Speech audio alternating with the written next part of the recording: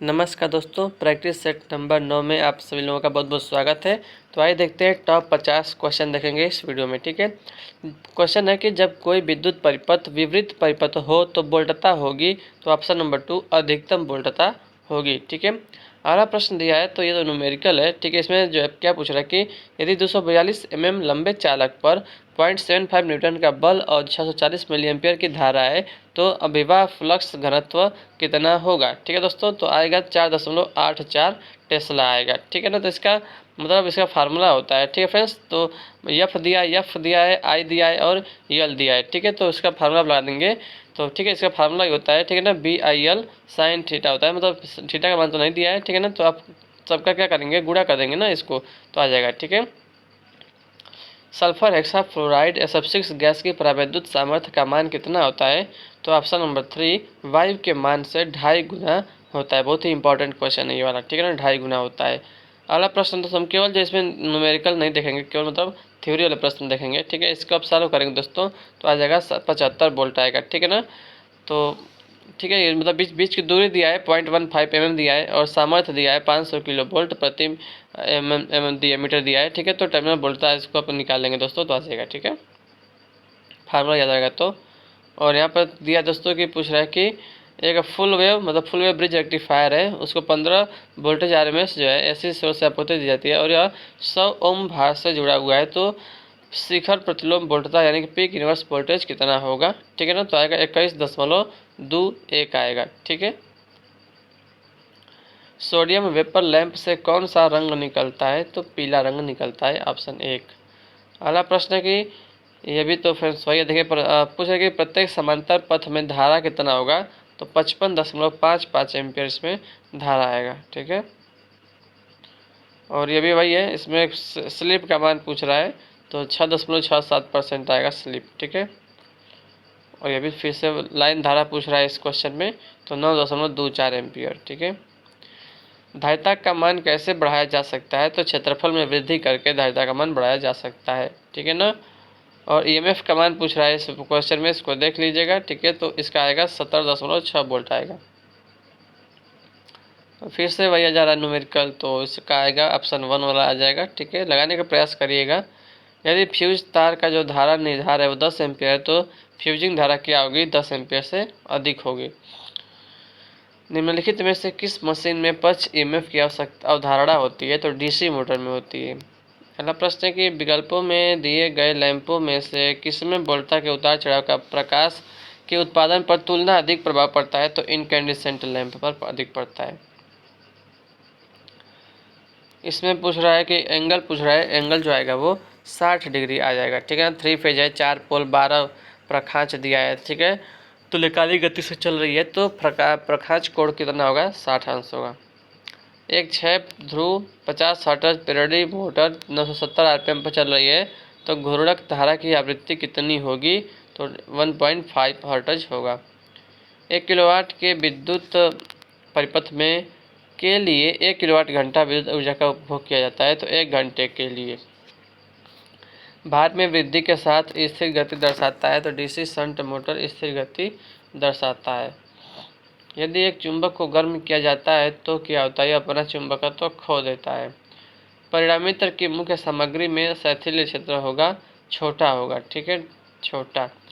दोष के क्षण से लेकर कुंडली के ऊर्जायन के क्षण तक के समय को क्या कहा जाता है। तो रक्षण काल कहा जाता है।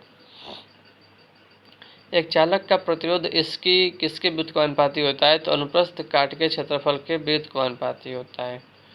एकल कला प्रेरणी मोटर का शक्ति गुणक के कारण कम होता है तो विपुल चुंबकन धारा के कारण कम होता है। अगला प्रश्न है तो ये तो मतलब न्यूमेरिकल है, इसको सॉल्व करेंगे तो 0.5 आएगा। आपूर्तित वोल्टता में परिवर्तन के कारण अत्यधिक प्रभावित होने वाला उपकरण कौन सा है। वैद्युत उपकरण है। उस पैरामीटर का फेरा अनुपात क्या होगा जो 1500 वोल्ट से 30 वोल्ट का रूपांतरण करता है।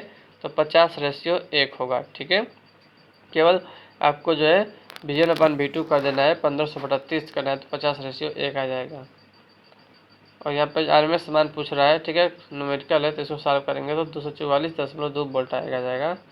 और ये भी वही है। ठीक है, तो इसमें पूछ रहा है कि अधिकतम अनुमेय प्राथमिक धारा कितनी होगी। 50 एम्पियर होगी। वोल्टता प्रोत्कर्ष जो कि पारेशर लाइन से होकर गुजरती है आरंभ में प्रवेश करती है तो त्वरित निरोधक में प्रवेश करती है। प्रेरणी मोटर में अर्धसंवृत प्रखांच का कार्य क्या होता है? चुंबकीय धारा घटाना तथा शक्ति गुणांक बढ़ाना, शक्ति गुणक बढ़ाना। ठीक है, और ये भी न्यूमेरिकल है तो 5.2% आएगा इसका वोल्टेज स्पीड रेगुलेशन पूछ रहा है। ठीक है, और यहाँ में कुल चालकों की संख्या तो 1000 दिया है।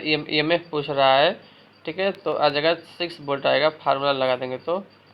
यदि मूल आवृत्ति 50 हर्ट्ज है तो तृतीय सन्नादी सामग्री के कारण सन्नादी आवृत्ति कितनी होगी? 150 हर्ट्ज। तृतीय सन्नादी है तो 3 से गुणा कर दीजिए। ठीक है, और यहाँ पे पूछ रहा है इनपुट पावर कितना होगा तो 400 वाट आएगा सॉल्व करने पे।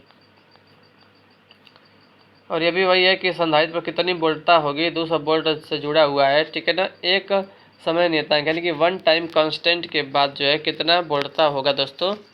तो वन टाइम कांस्टेंट पे जो होता है दोस्तों तो वो 63.4% जो है वो चार्ज हो जाता है कैपेसिटर। ठीक है ना, तो 200 का आप जो है 63.4% निकालेंगे तो 126.4 वोल्ट आ जाएगा। ठीक है, मोटर में प्रवर्तक की क्या भूमिका होती है? तो अधिक प्रवर्तन धारा को रोकना। किसी डीसी मशीन में प्रत्येक चालक चुंबकीय अभिवाह से पर और उसकी गति की दिशा में स्थित होते हैं तो 90 डिग्री पर होते हैं। ठीक है, एक जनरेटर यानी कि एक जनरेटर में प्रेरित विद्युत वाहक बल EMF की दिशा को दर्शाया जाता है तो ऑप्शन 1 फ्लेमिंग के दाएं हाथ के नियम से दर्शाया जाता है। किसी विद्युत प्रणाली में होने वाला सबसे सामान्य दोष कौन सा है? ऑप्शन 2 एकल लाइन से भू यानी कि single line to ground fault. ठीक है, यानी कि तार टूटकर जमीन पर टच जाना। वह भार जिसके शक्ति गुणक का मान 1 है, 1 होता है, एक तंतु लैंप यानी कि फिलामेंट लैंप होता है। 60 माइक्रो एम्पियर की धारा मिली एम्पियर में कितनी होगी? तो 0.06 मिली एम्पियर होगी। ठीक है, और इसे न्यूमेरिकल है, इसको सॉल्व करेंगे तो आएगा 20%। अधिकतम बड़ा गुण पर स्लिप का मान पूछ रहा है। निम्नलिखित में से कौन सी डीसी जनित्र की सतत हानि नहीं है? ऑप्शन नंबर 3 ताम्र हानि नहीं है। ठीक है, अगला क्वेश्चन देखते हैं, और अभी इसकी पूछ रहे कि दी गई वोल्टता की आवृत्ति कितनी होगी? तो आ जाएगा 54 हर्ट्ज आएगा। परिवर्तन पर डीसी मोटर में होगा क्या होगा? निम्न प्रतिरोध होगा। ठीक है, अगला प्रश्न देखते हैं, किसी प्रेरणी मोटर में एक अवरुद्ध घूर्णक परीक्षण का उपयोग क्या ज्ञात करने के लिए किया जाता है? तो चर हानि ज्ञात करने के लिए किया जाता है। यदि एक निस्यंदित भार धारा 100 मिली एम्पियर हो तो निम्न में से किस परिपथ में डायोड धारा 10 मिली एम्पियर होगी? तो हाफ वेव रेक्टिफायर में अर्ध तरंग दृष्टिकारी में धारा जो है वो 10 मिली एम्पियर होगी। ठीक है दोस्तों, तो इस वीडियो में हमने 50 इंपॉर्टेंट क्वेश्चंस देखे हैं। ठीक है, तो वीडियो अच्छा लगा तो वीडियो को लाइक करिएगा, नहीं अच्छा लगा तो वीडियो को डिसलाइक करिएगा। ठीक है, कोई बात नहीं, चैनल पर नए चैनल सब्सक्राइब कर लीजिएगा। ठीक है दोस्तों, तो thank you so much for watching this video. जय हिंद, जय भारत, वंदे मातरम। अगर आपको PDF चाहिए दोस्तों तो चैनल टेलीग्राम ग्रुप ज्वाइन कर लीजिएगा, मिस्टर सूरज एक्सप्लेनर के नाम से ही है। ठीक है friends, thank you so much for watching this video. जय हिंद, जय भारत, वंदे मातरम।